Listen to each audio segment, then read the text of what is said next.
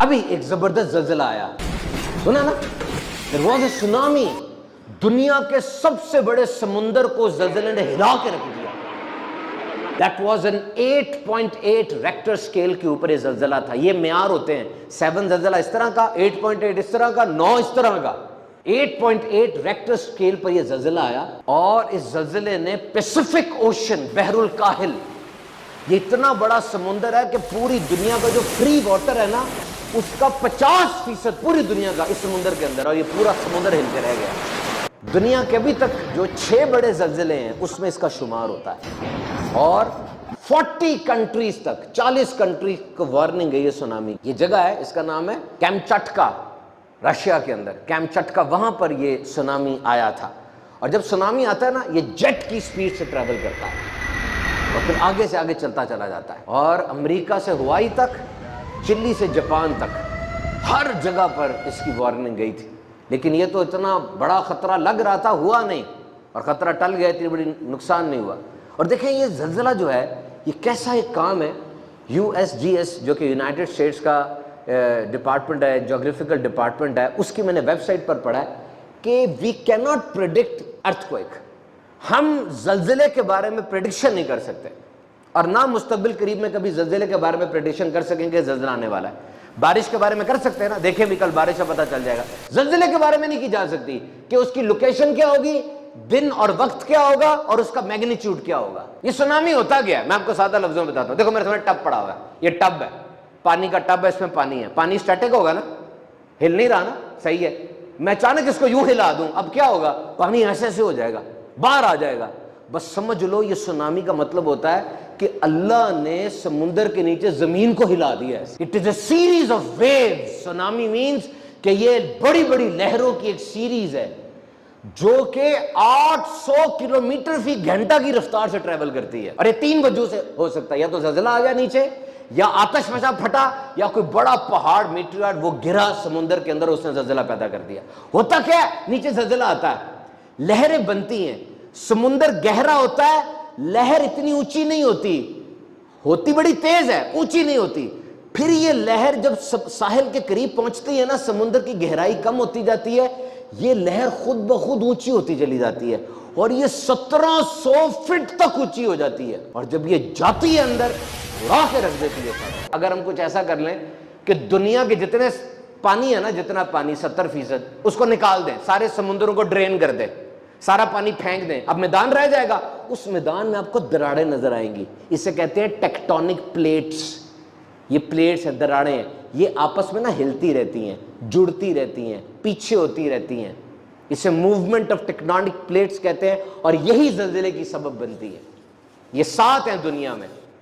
ہمارے اسلام آباد کے نیچے بھی ایک جا رہی ہے یہ والی، جہاں زلزلہ آیا تھا. اب یہ سب سے بڑا جو سونامی آیا تھا نا، 2004 میں آیا تھا، یاد ہوگا آپ کو، 3,40,000 بندہ مر گیا تھا اس میں.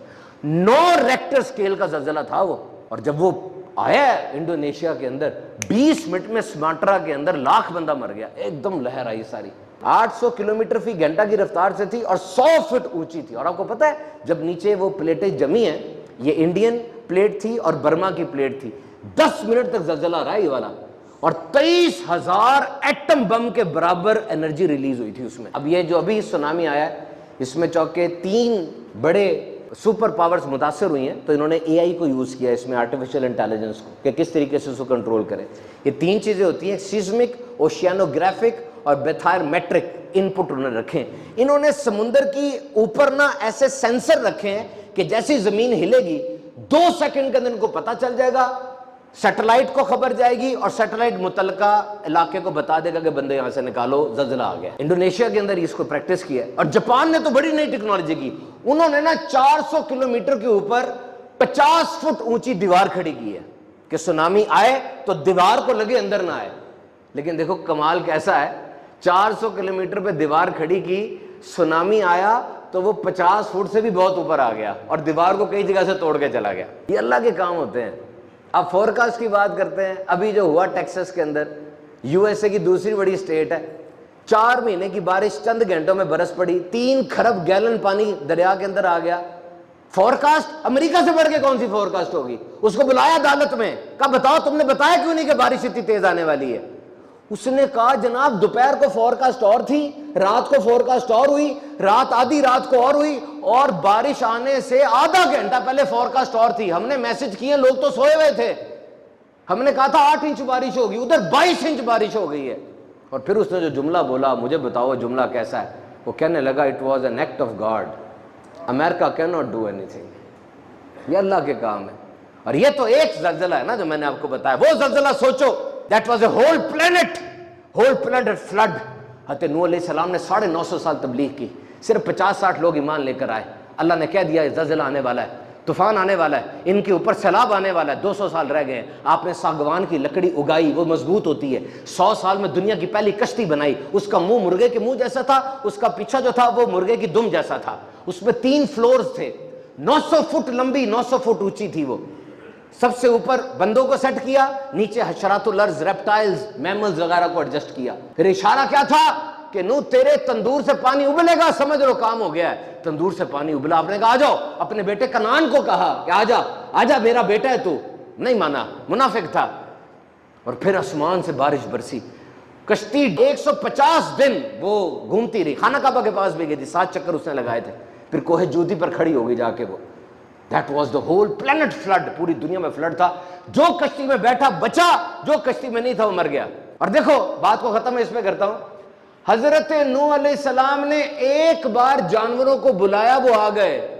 950 سال انسانوں کو بلاتے رہے، انہوں نے ڈوبنے کا فیصلہ کیا۔